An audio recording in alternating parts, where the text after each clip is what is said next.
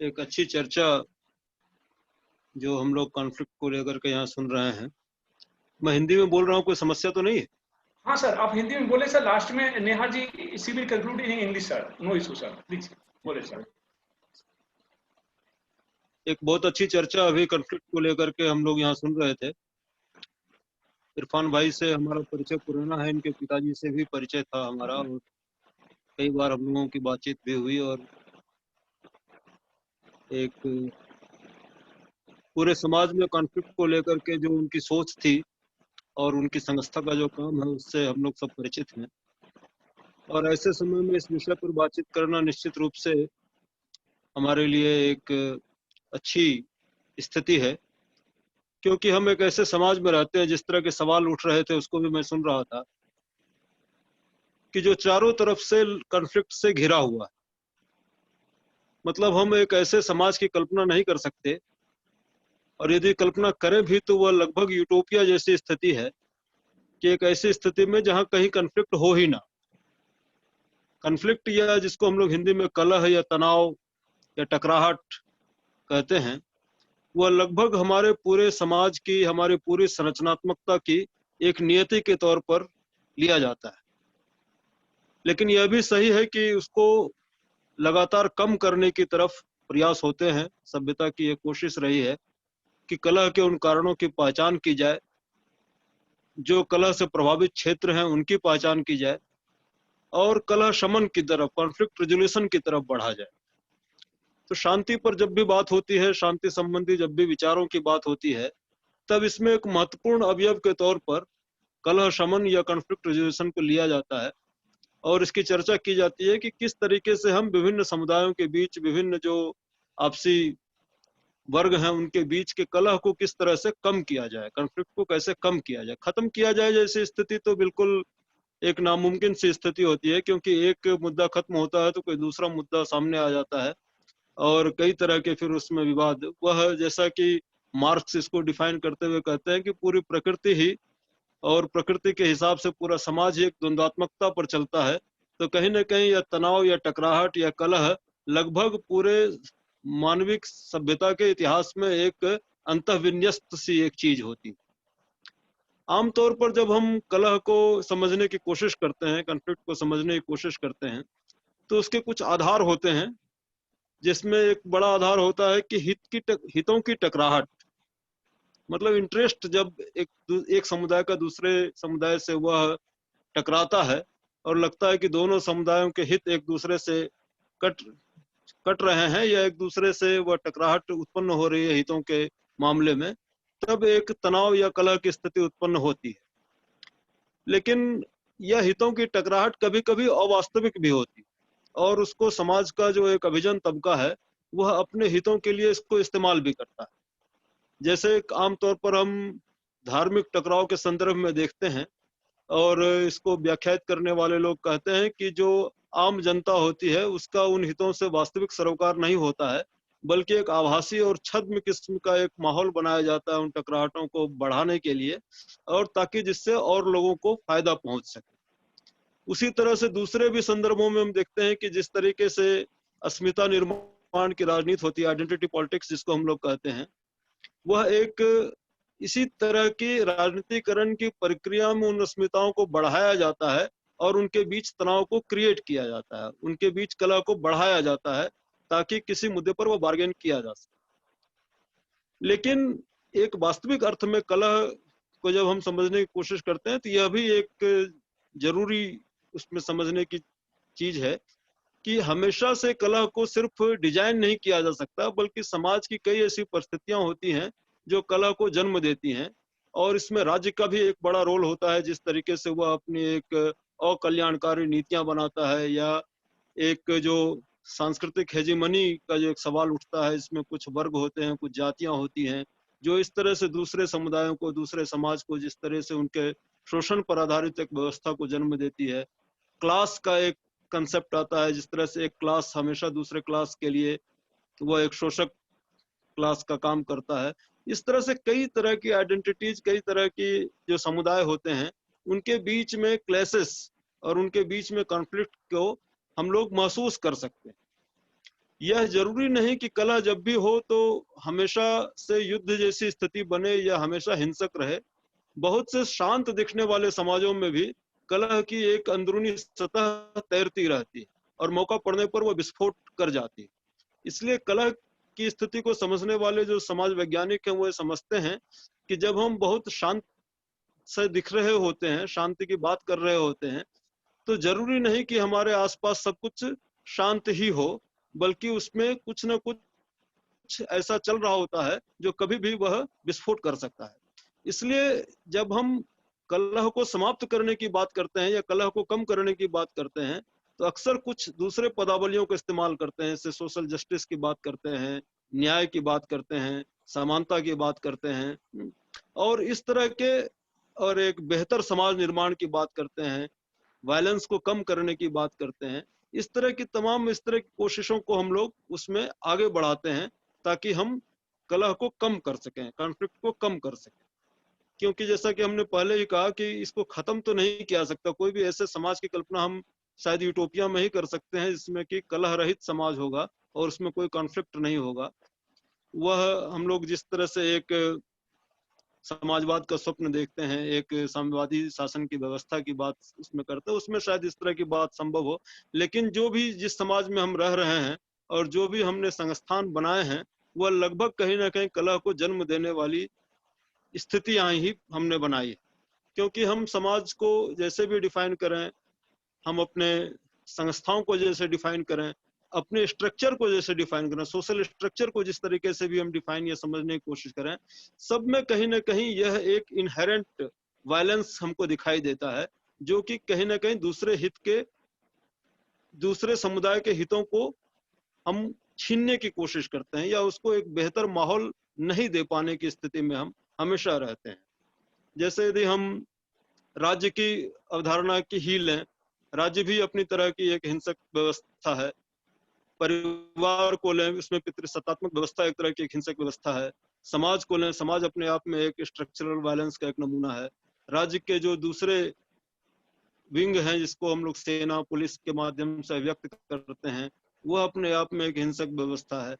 तो सब कुछ एक ऐसा सीन बनता है, एक ऐसा दृश्य उत्पन्न होता है जिसमें तमाम तरह से वह कॉन्फ्लिक्ट की बात हम समझने की कोशिश करते हैं। सब कुछ जैसे कॉन्फ्लिक्ट जनरेट कर रहा है और इसमें किसी न किसी हित के, किसी न किसी समुदाय के, किसी न किसी जो ग्रुप है उसका हित उसमें प्रभावित हो रहा होता है। और जब हम उससे निपटने की बात करते हैं तब हमारे सामने ऊपरी ऊपरी कुछ ऐसी चीजें होती हैं। जैसे हम यदि ध्यान दें कि जब से ये पीस स्टडीज की शुरुआत हुई है, शांति अध्ययन या शांति शोध की शुरुआत हुई, तो बहुत से लोग इसमें जुड़े कि क्योंकि समाज में शांति की स्थापना एक इसका प्रमुख तत्व है।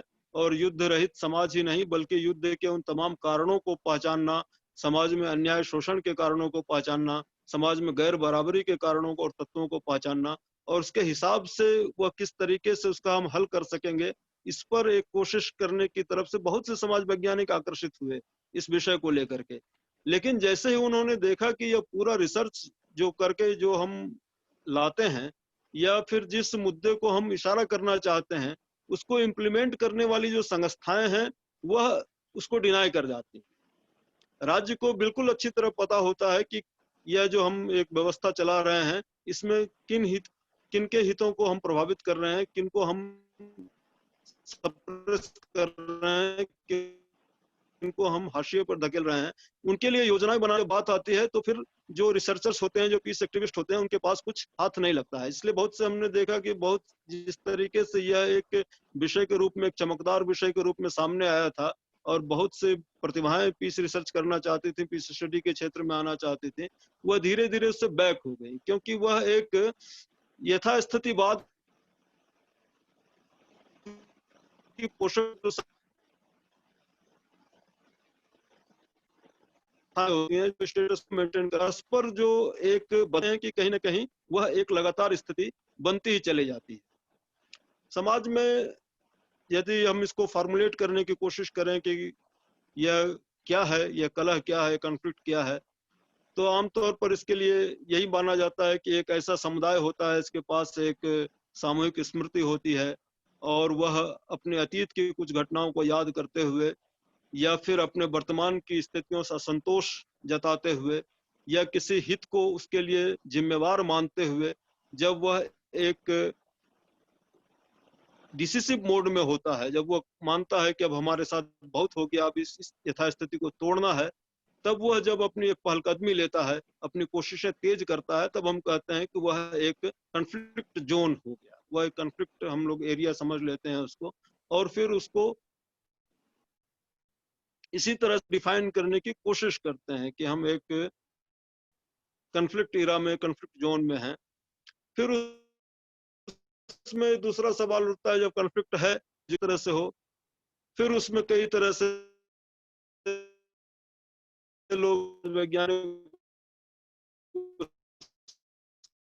कहते हैं कि मध्यस्थता होती है और उन समय होती है जो होता है वह भी किसी कॉन्फ्लिक्ट को तभी मान्यता देता है जब उसके पीछे ज्यादा एक बड़ा फोर्स शामिल हो। जैसे हमने वह देखा कि भारत में यदि हम भाषावार राज्य बनने की प्रक्रिया का अध्ययन करना चाहें तो हम देखते हैं कि वह एक खास ग्रुप के द्वारा वह मांग उठाई जाती है, लेकिन एक अलिखित नियम सा बन गया है कि जब तक उसके पीछे एक बड़ा जन आंदोलन नहीं होगा, एक बड़ा हिंसक जन आंदोलन नहीं होगा, तब तक हम उस राज्य को मान्यता नहीं देते हैं या उसके बनने की प्रक्रिया। इस तरह से एक स्टेट भी कहीं ना कहीं चेक करता रहता है कि जो कॉन्फ्लिक्ट है उसके पीछे ताकत कितनी है, उसके बाद ही वह बार्गेनिंग के फेज में आ पाता है।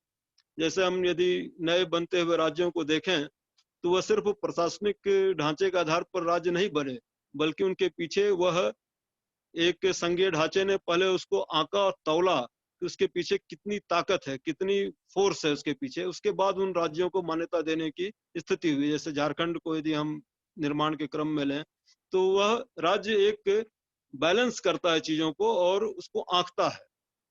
उसी तरीके से कई तरह के समाजों में हम देखते हैं कि कॉन्फ्लिक्ट हमेशा दो समुदायों के बीच हो यह तो ठीक है, कभी कभी वह राज्य जनित भी होता है। राज्य और व्यक्ति के बीच भी एक अनवरत कॉन्फ्लिक्ट चलता रहता है, क्योंकि हम लोग व्यक्ति और राज्य के संदर्भों में देखते हैं कि जिस तरीके से राज्य लगातार व्यक्ति को एक गरिमाहीन स्थिति की तरफ ढकेलता रहता है, उसके भीतर जिस तरह का एक राज्य को लेकर के तनाव होता है, वह भी एक कॉन्फ्लिक्ट का बड़ा कारण है। लेकिन आमतौर पर हम यदि सोशल कॉन्फ्लिक्ट की बात करते हैं तो उसमें समुदायों के बीच जो एक तनाव या एक कलह की स्थिति बनती है, जो एक टकराव की स्थिति बनती है, उसको समझने की हम लोग कोशिश इसमें करते हैं। राज्यों के बीच जो आपसी कॉन्फ्लिक्ट होते हैं, अभी हम एक नए इरा में हैं जिसमें कि यह माना जाता है कि हम अभी सभ्यताओं के संघर्ष के दौर में चल रहे हैं। यह 90 के दशक के आसपास एक सैमुअल हंटिंगटन जो अमेरिकी विचारक रहे हैं, उन्होंने एक थ्योरी दी थी कि पूरी दुनिया जो है वह एक सभ्यताओं के संघर्ष के दौर में चल रही है। इसमें उन्होंने 10 सभ्यताओं को चिन्हित किया और उसके बीच माना कि यह एक नया समय है जिसमें सभ्यताएं आपस में टकराएंगी। उसका काफी विरोध हुआ, उसका काफी निषेध करने की लोगों ने कोशिश की, लेकिन कमोबेश वो स्थितियां अभी हमारे समूचे दुनिया में दिखाई देने भी लग गई थी। वह दिखने लग गया था कि किस तरीके से एक इस्लाम वर्सेस ईसाइयत का प्रचार जिस तरीके से हुआ और आतंकवाद को जिस तरीके से यह कहा गया कि यह आतंकवाद अनिवार्यता इस्लामिक आतंकवाद होता है, जिस तरीके से हम कभी ना कभी किसी न किसी समुदाय को हमेशा उसके लिए कभी कभी मजबूर करते हैं और उसको इस रूप में चिन्हित करते हैं। इसके जो निकलने के तरीके लोगों ने बताया कि मनुष्य की अस्मिता, जिस जिस अस्मिता को लेकर के बहुत राजनीति की जाती है या उसको बढ़ाया जाता है, उसको एक मल्टी मल्टी आइडेंटिटीज के रूप में हम उसको जब चिन्हित करते हैं, क्योंकि एक जैसे यदि हम कोई व्यक्ति हैं तो सिर्फ एक हमारी धर्म होना ही, एक धार्मिक होना ही हमारी पहचान नहीं है किसी धर्म विशेष का, बल्कि हमारी जो अन्य पहचानें हैं उसको हम किस तरीके से आगे ला सकते हैं, उन पहचानों पर किस तरह से फोकस कर सकते हैं। लेकिन जिस तरीके से हमने पूरे समाज को बनाया, समाज का एक माइंडसेट बनाया जिसमें कि एक व्यक्ति की पहचान, यदि कोई मुस्लिम है तो उसको हम लोग अनिवार्यतः सिर्फ मुस्लिम पहचान से ही चिन्हित करने की कोशिश करते हैं, जबकि उसकी अन्य पहचान भी हो सकती है या होती ही है। वह एक अच्छा कलाकार हो सकता है, वह अच्छा साहित्यकार हो सकता है, वह अच्छा कार्यकर्ता, काम करने वाला हो सकता है, वर्कर हो सकता है। लेकिन हम उनकी अन्य पहचानों को दबा देते हैं और उसकी उस पहचान को हम बढ़ावा देते हैं जिस पहचान से कॉन्फ्लिक्ट को बढ़ाया जा सके, या जिस पहचान से हम कॉन्फ्लिक्ट को और तेज कर सकते हैं या अपने लाभ ले सकते हैं। तो इस तरीके से, लेकिन कॉन्फ्लिक्ट को एक मुकम्मल तौर पर समझने की बजाय यह कोशिश भी होनी चाहिए कि जो कॉन्फ्लिक्ट के जो मुद्दे हैं उसको हम लोग कैसे कम कर सकते हैं, कैसे उसको खत्म करने की तरफ बढ़ सकते हैं। इसमें कई पद्धतियां लोगों ने बताई हैं। एक पद्धति तो यह वैज्ञानिक पद्धति है कि तथ्यात्मक तथ्य संग्रह करते हुए हम उसको एक प्रयोगात्मक तरीके से बढ़ने की कोशिश करें।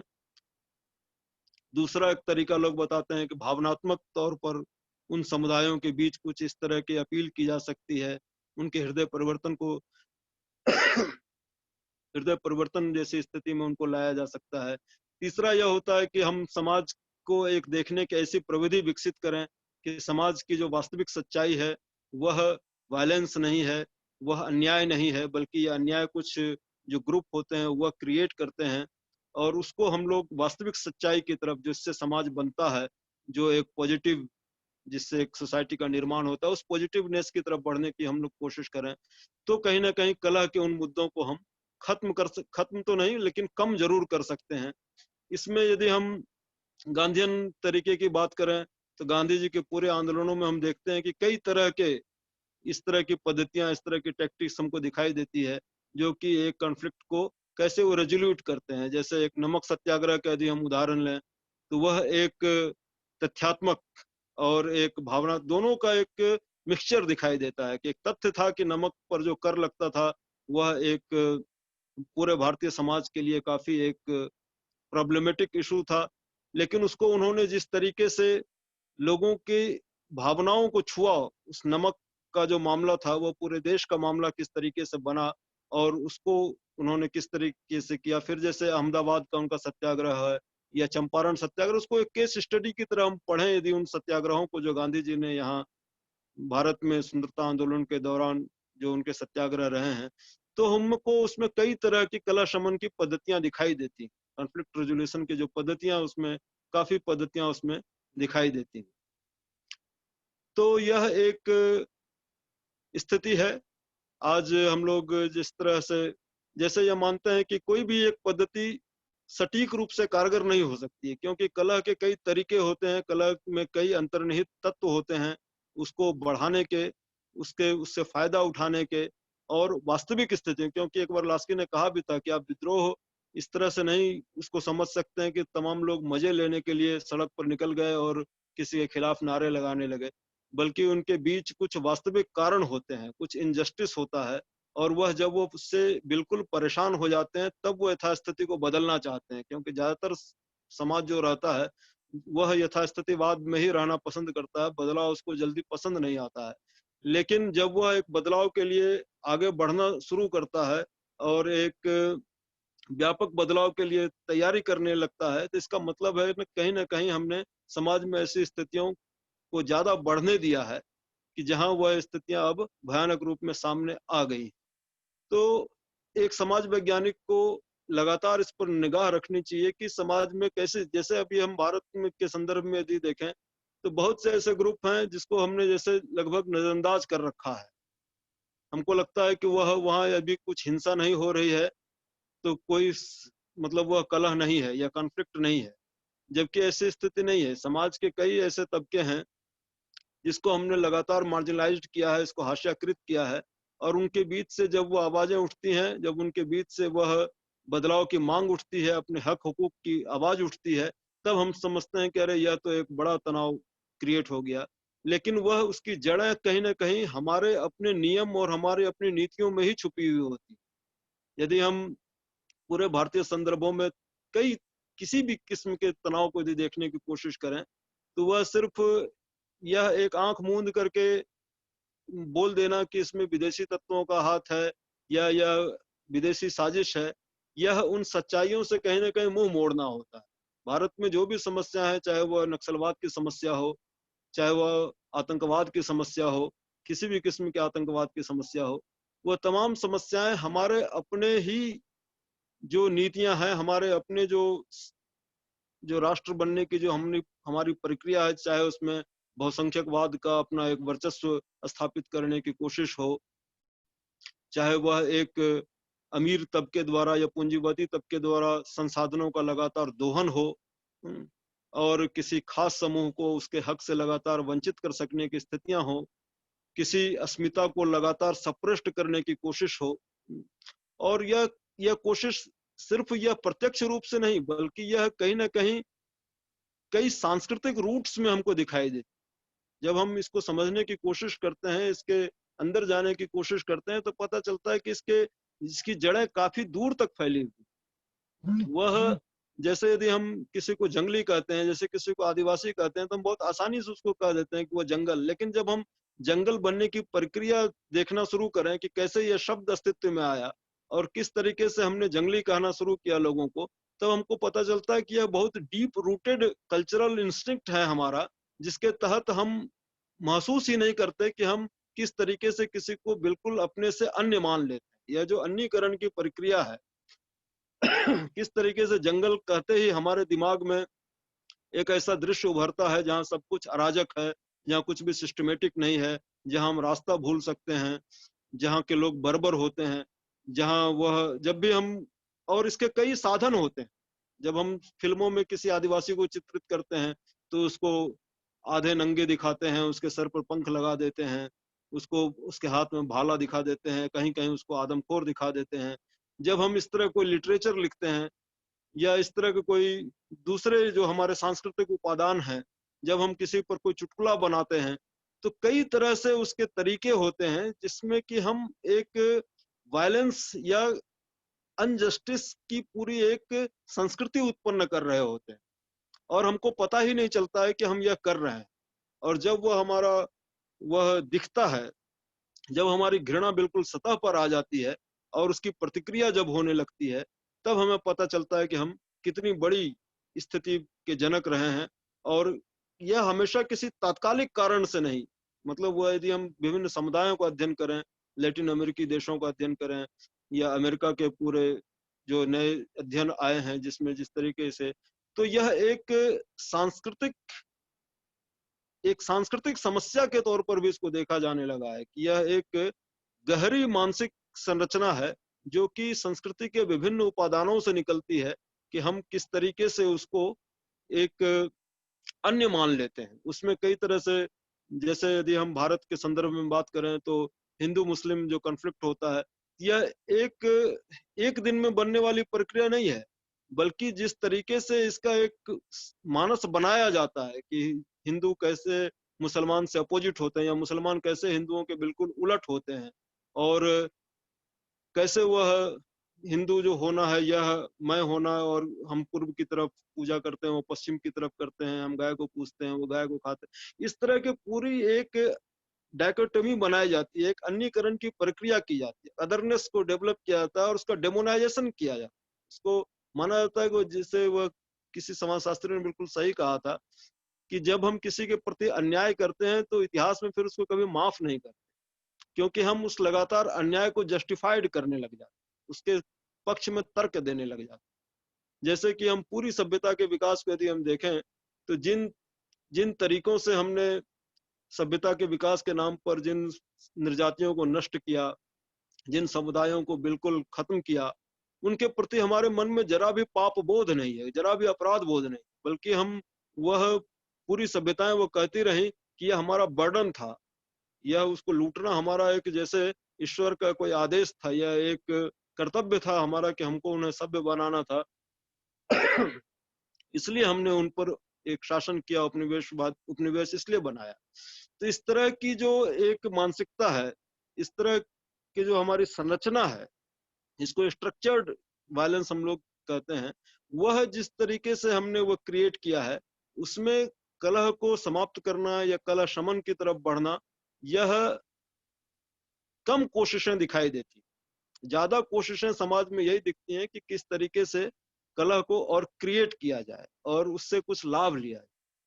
लेकिन जैसा कि हम जानते हैं कि एक बड़ी कोशिश, मतलब यदि हम उन संस्थाओं को छोड़ दें, उन राज्यों को छोड़ दें और उनके एजेंसीज को छोड़ दें, तो एक बड़ी संख्या जो एक सिविल सोसाइटी की और उसमें एक चेतना निर्माण की हुई है, जो कि इस कॉन्फ्लिक्ट को अब समझने लगी है या कॉन्फ्लिक्ट के रूट्स को समझने की कोशिश करती है, उनके जो अपने ग्रुप्स हैं, उनके जो अपने तरीके हैं, उनकी अपनी जो पहलकदमियां हैं, उसमें उन कॉन्फ्लिक्ट्स को समझ करके उसको शमन की तरफ बढ़ने की कोशिशें होती हैं। उसमें कई तरह से ग्रुप, जब हम किसी जैसे राइट्स को लें, दंगों को लें, या किसी मिल मजदूर संघर्ष को लें, उसमें जिस तरीके की एक बार्गेनिंग होती है, एक यूनियन होता है, वो उन मुद्दों को सामने रखता है। यह कभी-कभी ऐसा होता है कि कॉन्फ्लिक्ट वाले समुदाय जो होते हैं, वह एक निरंतर संघर्ष की प्रक्रिया में रहते हैं, लेकिन कुछ मुद्दों पर उसमें सहमति बनती है, और वह कॉन्फ्लिक्ट का जो एक वायलेंस या एग्रेसिव जो जोन होता है, वह थोड़ा कम होता है। जैसे हम यह यदि मजदूर और पूंजीपतियों के संघर्ष में देखते हैं, तो वह लगभग हर साल दोनों के वर्गीय हित अलग हैं, इसलिए उसमें टकराव लाजमी है। लेकिन बोनस के मुद्दों पर जिस तरह से फिर समझौता हो जाता है, या फिर मजदूरों की किसी खास मांग को मान लिया जाता है, या फिर जैसे राइट्स को हम लोग देखते हैं, किस तरीके से राइट्स के समय लोगों के दिमाग बिल्कुल उन्मादी हो जाते हैं, लेकिन फिर जिस तरीके से वह फिर शांत होता है, तो फिर वह एक शांति की तरफ बढ़ने की कोशिश करते हैं, शांति समितियां बनाते हैं। वैसा ही राष्ट्रों के बीच हम देखते हैं कि कोई राष्ट्र बहुत ज्यादा तनाव में रहता है और एक युद्ध जैसी स्थिति में रहता है, लेकिन फिर कभी-कभी अपने ही राष्ट्र राज्य के जो नागरिक होते हैं, उनके जो प्रेशर्स होते हैं, जैसे यदि अमेरिका और वियतनाम युद्ध को यदि हम एक केस स्टडी के तौर पर देखें, तो वियतनाम में अमेरिका की जो पराजय है, उसका एक बड़ा कारण अमेरिकी नागरिकों का अपने राष्ट्र राज्य पर बढ़ता दबाव था। या भारत पाकिस्तान के बीच जो तनाव के मुद्दे लोग कई तरह से क्रिएट करते रहते हैं, लेकिन उन दोनों देशों के जो नागरिक हैं, वह किस तरीके से एक एकता स्थापित करने की कोशिश करते हैं और एक साझा संस्कृति को आगे बढ़ाते हैं, उससे कॉन्फ्लिक्ट का जो एक तनाव है, वह कुछ हद तक कम होता है।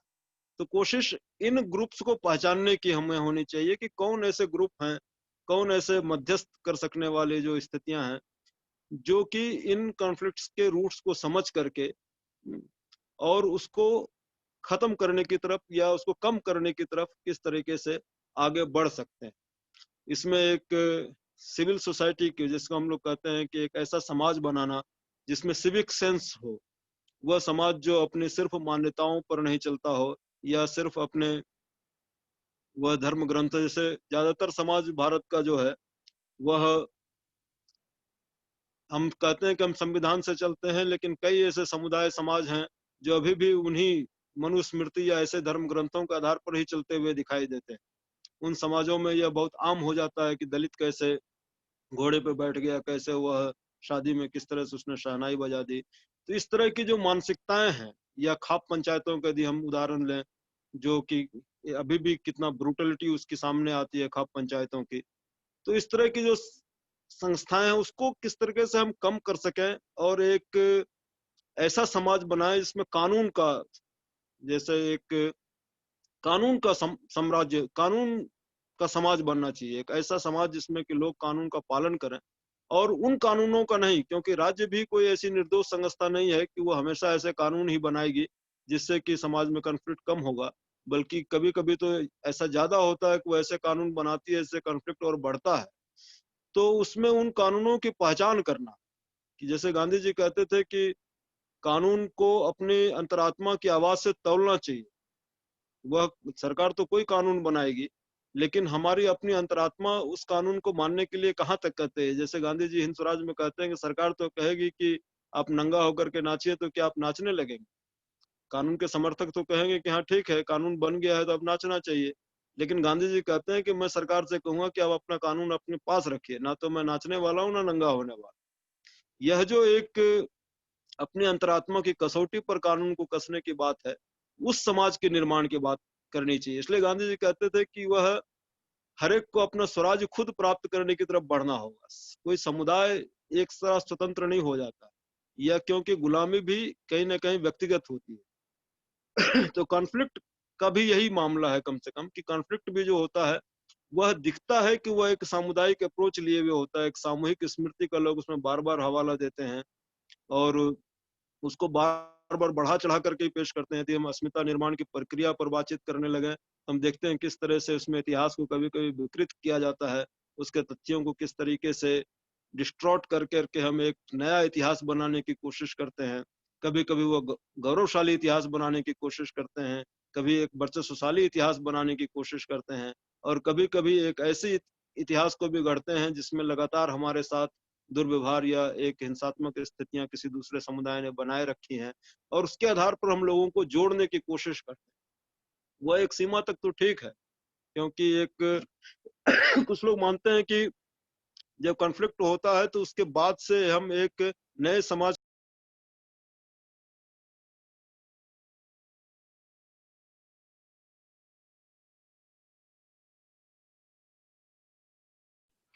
you're not audible.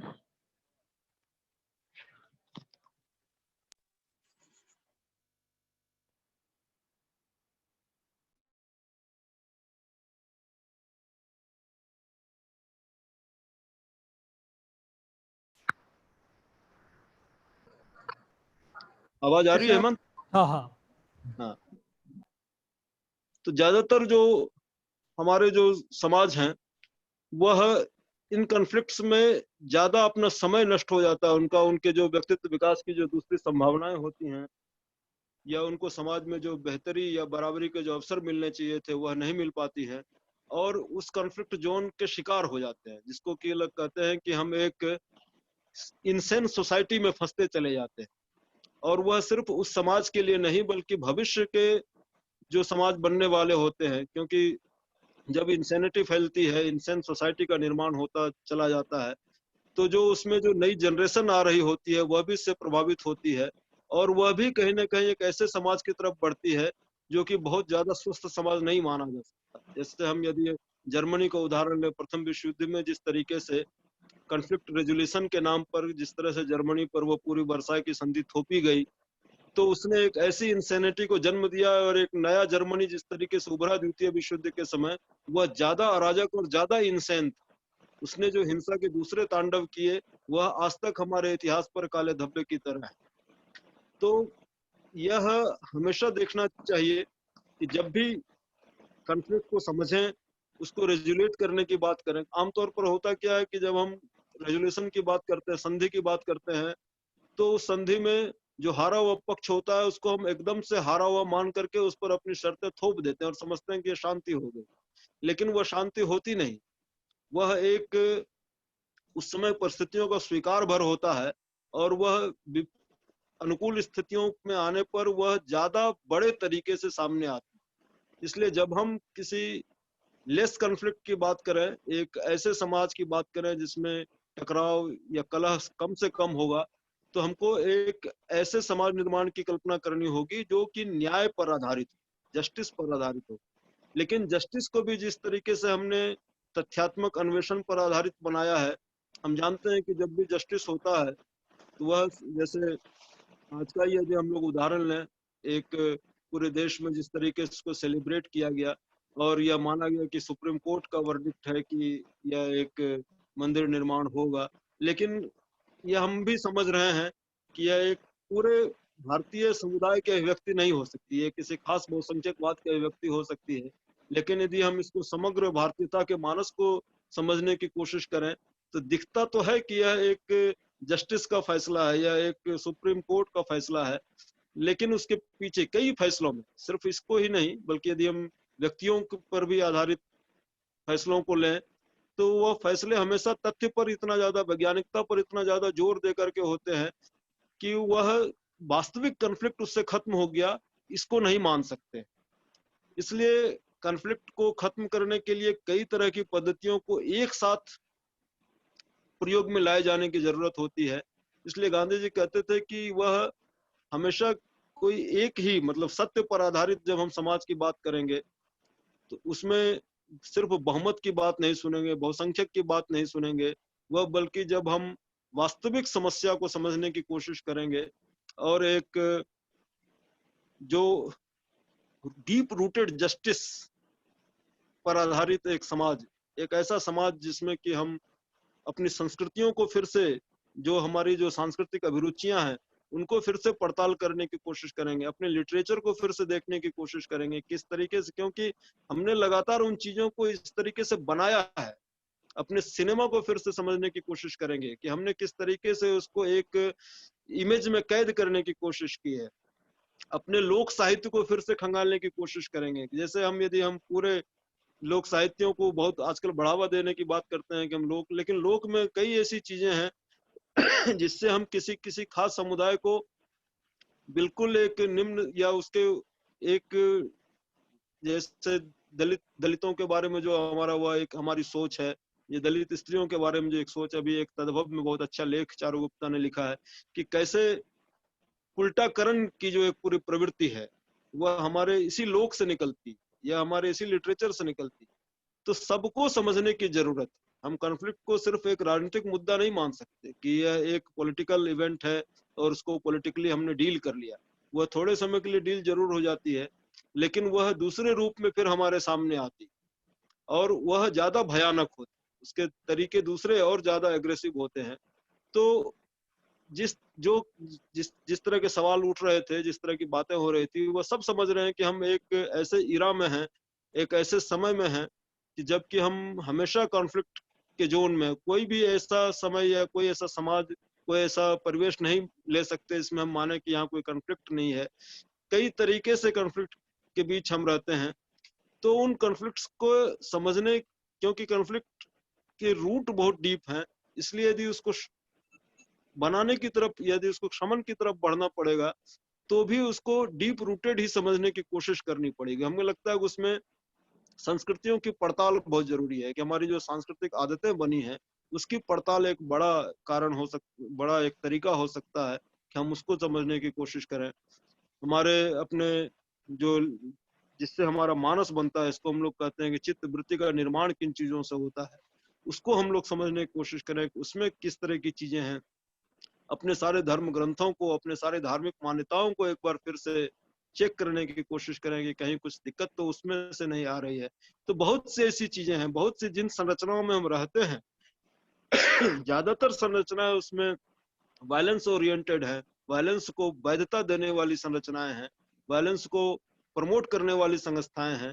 इसलिए हम एक ऐसे समाज की कल्पना जब हम करें जिसमें कि वायलेंस कम से कम होगा, जिसमें हिंसा कम से कम होगी, और एक न्याय आधारित समाज बनाने की बात जब हम करेंगे, तो इन सारी चीजों को हमको समझना होगा, इनको समेटना होगा और इनको क्वेश्चन करना होगा। या क्वेश्चन करना भी एक इस तरह के यथास्थितिवाद से लड़ने का एक बड़ा तरीका है। जैसा कि हम देखते हैं आज हिस्ट्री में एक बड़ा जंक्चर है इसको समझने के लिए, इसको हम लोग सबाल्टर्न स्टडीज के नाम से जानते हैं, कि उन हाशिए के तत्वों को या जिनको हमने लगातार हाशियाकृत किया, उनको किस तरीके से उनको आवाज दी जाए, उनके मुद्दों को कैसे मुख्य धारा में हम शामिल कर सकते हैं, उनके हिस्ट्री में उनके कंट्रीब्यूशन को कैसे हम स्वीकार कर सकते हैं, और उनके नजरिए से कैसे हम इतिहास को या अपने समाज को देखने की कोशिश कर सकते हैं।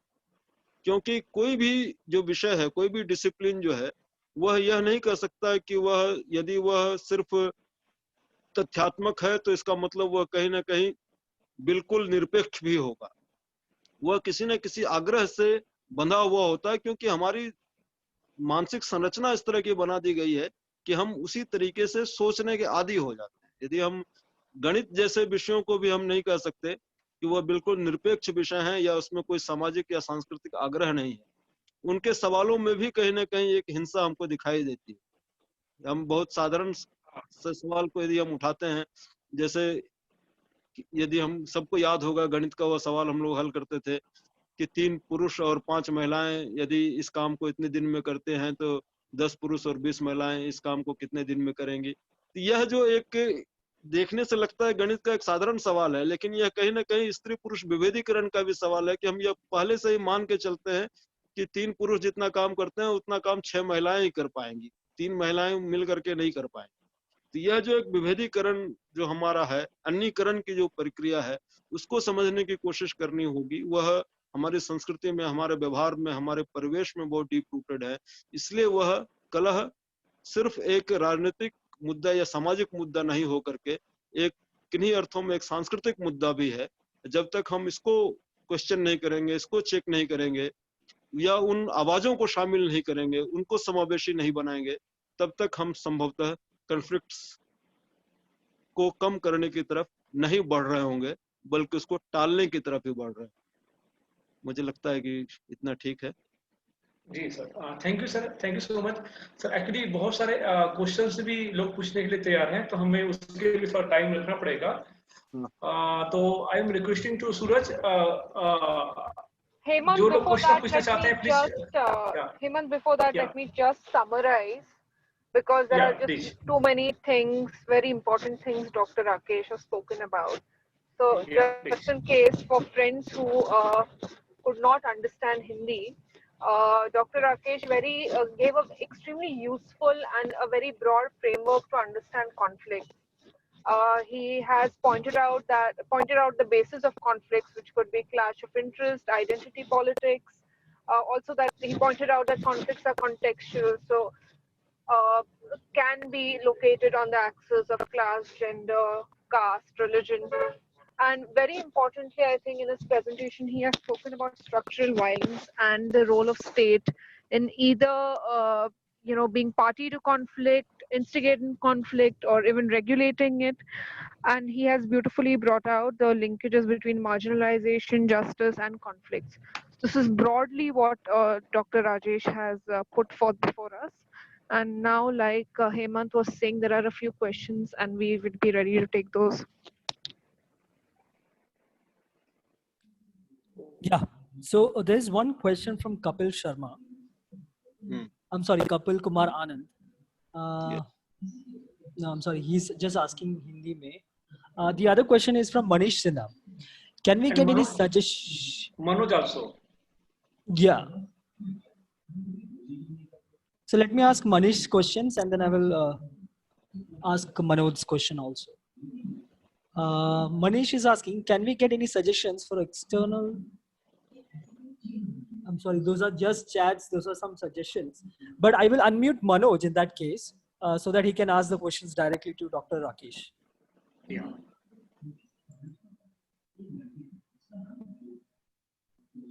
Yeah, Manoj, you can unmute yourself, Manoj.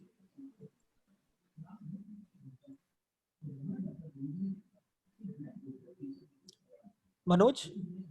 Due to paucity of time, we will really have to be quick. So if Manoj is not coming on, can we just ask? Can you hear me? Hello. Yes. Please go ahead and ask your question. Rakesh ji, आज का जो इरा चल रहा है, stateless society की कल्पना हम लोग कर नहीं सकते, लेकिन आपने अपने उद्बोधन में स्टेट को और सोसाइटी को सिस्टमलेस बताया है। आपने ये भी कहा था कि स्टेट के जो लॉज हैं वो बहुत ज्यादा कई बार जो है वो कॉन्फ्लिक्ट को और ज्यादा प्रमोट करते हैं। तो क्या आज के इरा में जब स्टेट और स्टेट्स की एजेंसी लॉ के बेसिस पे कॉन्फ्लिक्ट को रिजोल्व करने में बहुत हेल्पफुल हो रही है, तो उसका अल्टरनेट क्या हो सकता है?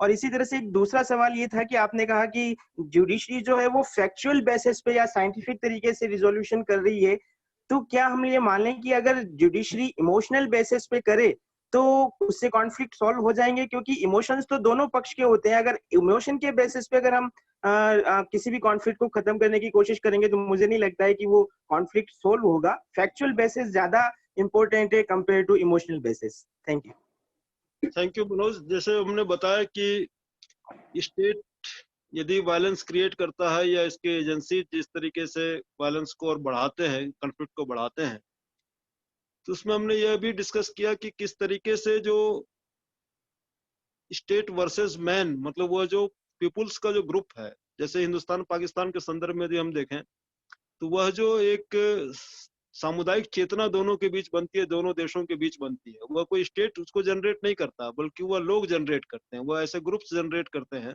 जो कि साझे संस्कृति की बात करते हैं, साझे अनुभव की बात करते हैं और ये मानते हैं। वह हमारे जो संस्कृति कर्मी होते हैं वह इस तरह की बात कर सकते हैं, वह दूसरे जो ग्रुप्स होते हैं जो इस तरह की मैत्री की बात करते हैं। वह तो हमको स्टेट के वर्सेस जो इंडिविजुअल्स हैं, उनके जो ग्रुप्स हैं, उनको बढ़ाना होगा, उनकी ताकतों को और बढ़ाना होगा। और इस द्वंद्व को, जैसे कि 20वीं सदी के आखिर में यह द्वंद्व शुरू हो गया था कि यह नेशन स्टेट कुछ अलग सोच रहा है और उसके जो जनता है वो कुछ अलग सोच रही है और दोनों के बीच वो दरार बढ़ती जा रही है। इन दरारों को हमको समझना होगा कि किस तरीके से वह एक नेशन स्टेट कॉन्फ्लिक्ट की तरफ बढ़ रहा है, लेकिन जनता शायद कॉन्फ्लिक्ट नहीं चाह रही है। वह चाह रही है कि वो एक ऐसा समाज निर्मित हो, इसलिए वह ज्यादातर गांधी जी भी एक हद तक आगे जाकर के स्टेटलेस सोसाइटी की ही बात करते हैं। वो कहते हैं कि जब तक यह एक है तो ठीक है, उसको मान लेते हैं कि आवश्यक बुराई की तरह मान लेते हैं, लेकिन उसकी संरचना में हिंसा है ही। वह कभी भी कोई स्टेट ऐसा नहीं हो सकता कि वह हिंसा को वैधता नहीं देगा या हिंसा मुक्त समाज बनाने की तरफ बढ़ेगा। वह कोशिश तो नागरिक समुदाय को ही करनी है। दूसरा जो आपने कहा कि जो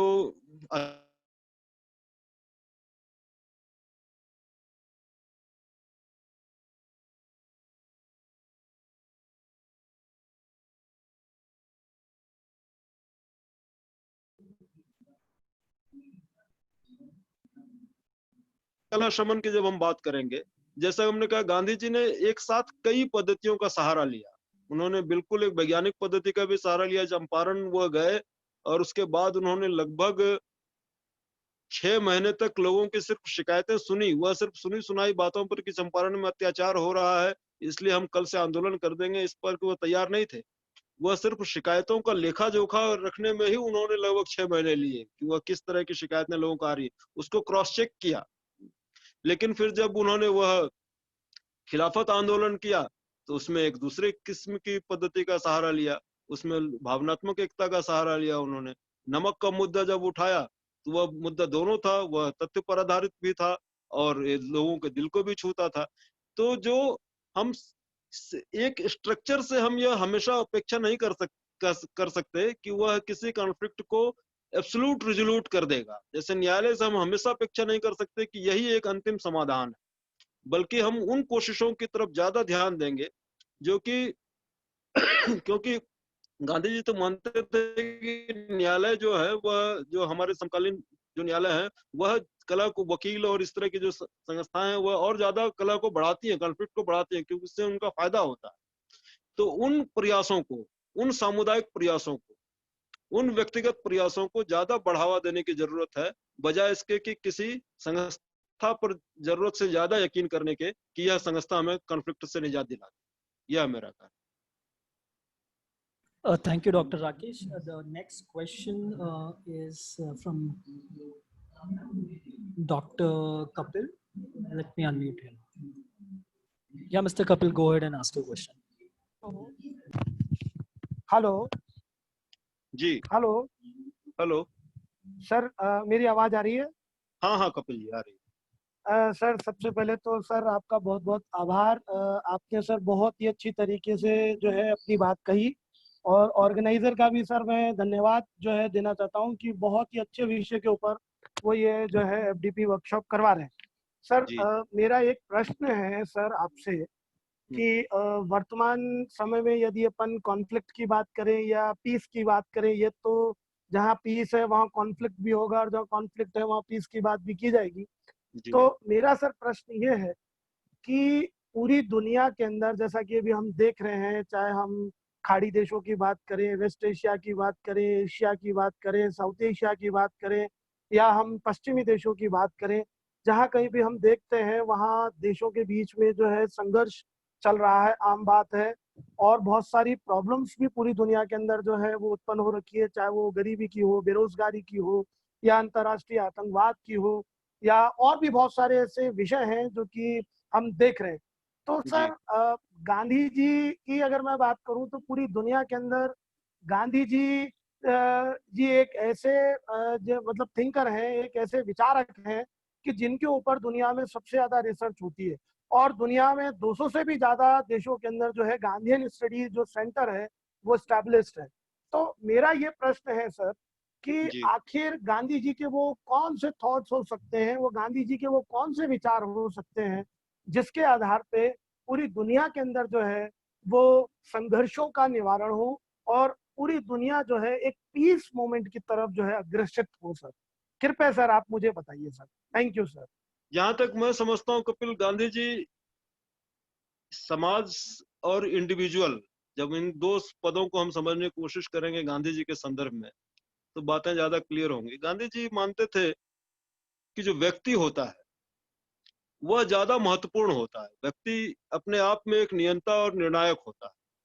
वह कहते थे कोई राष्ट्र एक साथ गुलाम नहीं हो जाता, बल्कि राष्ट्र में रहने वाले लोग गुलाम होते हैं। इसलिए सबको कोई राष्ट्र स्वतंत्र नहीं होता, बल्कि सबको अपनी स्वतंत्रता की लड़ाई स्वयं लड़नी होती। वह स्वतंत्रता सबको व्यक्तिगत प्राप्त करनी होती, क्योंकि वह व्यक्तिगत रूप से गुलाम हुआ होता है। और वो गुलामी सिर्फ यह नहीं होती है कि कोई किसी राज्य में किस देश का शासन चल रहा है, यह सिर्फ गुलामी नहीं है।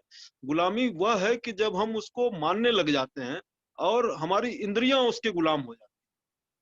इसलिए कहते थे गांधी जी कि एक सभ्य समाज या एक जो समाज जिसकी वो कल्पना करते थे, वह ऐसे सत्याग्रहियों का समाज होगा जो अभय होगा। उसको किसी किस्म का भय नहीं। अभय एक बड़ा महत्वपूर्ण टर्म है जिसको गांधीयन फिलॉसफी में आजकल लोग बहुत ठीक से समझने की कोशिश नहीं करते, लेकिन उसको समझना चाहिए। वो अभय की जो परिभाषा देते हैं गांधी जी, वो कहते हैं कि उसको किसी किस्म से, मतलब किसी रिचुअल से, किसी लोग क्या कहेंगे, किसी लोकापवाद से, दुनिया क्या कहेगी, राज्य क्या कहेगा, उससे उसको भय नहीं होना चाहिए, बल्कि अपने सत्य के प्रति उसका आग्रह इतना प्रबल होना चाहिए। एक ऐसा समाज वो चाहते थे जिसमें ऐसे व्यक्तियों की बहुतायत होगी, ऐसा सत्याग्रही समाज होगा। तब हम जा करके हम किसी स्टेट वर्सेस स्टेट या किसी संस्थान से दूसरे संस्थान की टकराहट या उससे हम बहुत मान्य, जब तक हम उस समाज निर्माण की तरफ नहीं बढ़ेंगे जहां ज्यादा संख्या ऐसे अभय सत्याग्रहियों की होगी जो सत्य के इस आग्रह को समझेंगे, जो अपने में उस अभय को महसूस कर सकेंगे कि वह एक ऐसी एंटिटी है जो कि इस तरह के जो गुलाम करने वाली ताकतें हैं, जो परेशान करने वाली ताकतें हैं, उसका वो प्रतिकार कर सकते हैं। वह किसी कानून के तहत नहीं, बल्कि अपनी अंतरात्मा की आवाज से। तो वह एक लगातार चलने वाली प्रक्रिया है, वह एक दिन में नहीं चल सकता। गांधी जी कहते थे कि यह सबको यदि अपना व्यक्तिगत स्वराज्य प्राप्त करना होता है, एक अभय की स्थिति तक पहुंचना होता है, तो वह एक दिन में कोई क्रांति हो जाएगी या कोई परिवर्तन हो जाएगा, समाज शांति की तरफ बढ़ने लग जाएगा, ऐसा नहीं होगा। बल्कि वह लोग होंगे जो इसकी तरफ बढ़ेंगे, और वह कई तरीकों से बढ़ेंगे। वह अपनी आवश्यकताओं को कम करेंगे, वह प्रकृति और मनुष्य के रिश्तों को समझेंगे, वह एक चुनी हुई गरीबी की तरफ बढ़ेंगे, वह अपने भोग पर नियंत्रण करेंगे, वह अपनी लालसाओं पर लगाम रखेंगे, वह अपनी लालच को नियंत्रित करेंगे। तब जब एक ऐसा समाज बनेगा, तब हम वास्तविक तौर पर समझ पाएंगे कि हम कॉन्फ्लिक्ट को रेजोल्यूट करने की तरफ बढ़ रहे हैं। क्योंकि कॉन्फ्लिक्ट सिर्फ एक मुद्दा नहीं है, कॉन्फ्लिक्ट एक वास्तविकता है जो हमने बहुत लंबे समय से इस तरह से बनाया हुआ है, एक स्ट्रक्चर्ड है, उसको हमने वो इस तरह से बनाया है। तो इससे लड़ना भी उतना आसान नहीं है, वह लगातार चलने वाली प्रक्रिया है कि हम जिसको हम लोग कहते हैं तमसो मा ज्योतिर्गम, अंधेरे से प्रकाश की ओर बढ़ने की जो एक यात्रा है, वह एक यात्रा, वह लोगों की यात्रा है। इसी से हम उस तरफ बढ़ सकेंगे।